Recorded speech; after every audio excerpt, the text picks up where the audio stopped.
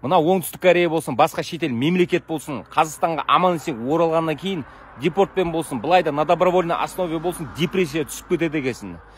Планыңды орындасаң да, орындамасаң да, қойлар секілді маңырап жүресің ғой. Деп. Неге деген сұраққа, өткені Кореяның 3 күндік табысына бұл жерде бір айда істеген келмейді. Қой барып істейін деп өзіңді мәжбүрлесең де, бір ай істеп тапқан ақшаң еш нәрсеге жетпейді. Киімің бар, продуктың бар, квартираң бар, шетелдік нарқысымен бірдей болып кеткен. Осының бәрін көріп, жыны шығып, сезіп, бір басқа мемлекетке кеткің кеп тұрады. Жалақысы жоғары, мол, табысты мемлекетке. Бірақ ол шетелде жүргеннен кейін мүсәпір боласың да. Ал негізінде былай ойланып қарайтын болсаң, өзінен өзің қашып құтыла алмайды екенсің. Себебі түбімізде біздің өсетін, көгеретін, өнетін жеріміз ол Қазақстан болғандықтан, Қазақстанда өзгеріс болмай, өмірімізде өзгеріс болмайды. Ал өмірімізде өзгеріс ол қашан болады? Ешкім оны білмейді. Белгісіз. Өз елімде жүріп, бір тиыным, екі тиын болмағандықтан оңтүстік Кореяға бардым. Сол елде жүріп, өзімнің риск несібемді іздеп тауып алып жүрген кезде, талай кәрістермен жұмыс істесіп, сол елдің салт-дәстүрімен танысып, экономикасына таң қалдым. Бірақ сол кәрістердің өмірге деген көзқарасы, өмір жүріс тұрыстарын көрген кезде қазақ екеніме, мұсылман екеніме Аллаға мыңда бір шүкір дедім. Себебі оған көп. Мысалы, простой пример келтірейін сіздерге. Общий баняға барасың, киіміңді ауыстырасың, киіміңді ауыстырған кезде көзбен аңдып көрмесең де көзің түсіп кетеді. Көзі ғой енді көресің. Әурет жерлерін қырмайды, тазаламайды, жүн-жүн болып жүре береді.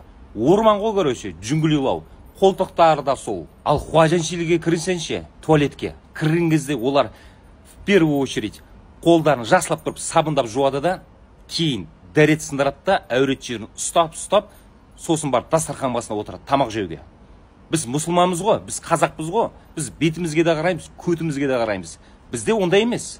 Біз бірінші алдымен дәрет сындырамыз, қолымызды жуамыз, и содан кейін барып дастархан басына отырамыз. Енді шетелде жүргеннен кейін жаман жағын көресің, жақсы жағын да көресің, айтқың келеді оның барлығын ше. Өмір ғой енді бұл. Бірақ соны көріп, мұсылман екеніме, қазақ екеніме Аллаға мыңда бір шүкір дейсің ғой. Мына оңтүстік Кореяның кәрістері мұсылман емес, ата-бабалары да мұсылман емес. Бірақ діндері болмаса да өз ұяттарын сақтап қалған халық.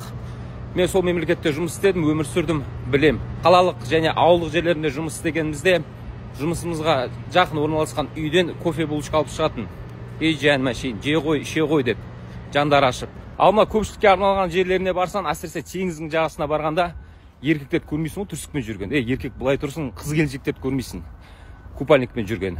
Я, кейбір жаман қасиеттер бар енді, не спорю, бірақ бізде жоқ қасиеттері оларда бар да. Мына оңтүстік Корея мен Қазақстанды салыстырудың қажеті жоқ екен. Как небо и земля ғой разницасы. Маған бір ұнайтыны сол оңтүстік Кореяда және мен байқағаным, жер аласың ғой, жер алып фундамент салып үйіңді өтіресің ғой, сол кезде моментально билік саған светіңді, газыңды, суыңды өткізіп береді, тегін. Керек болса асфальтыңды төсеп береді, тегін. Ал Қазақстанда қандай? Светіңе ақша, 600-700 мыңдай, суыңа ақша, газыңе ақша, Wi-Fi өткізу тоже ақша, асфальт тоже ақша. Бәрі андайда коммерческий организация болып кеткен ғой. Бірде бір государственный жоқ.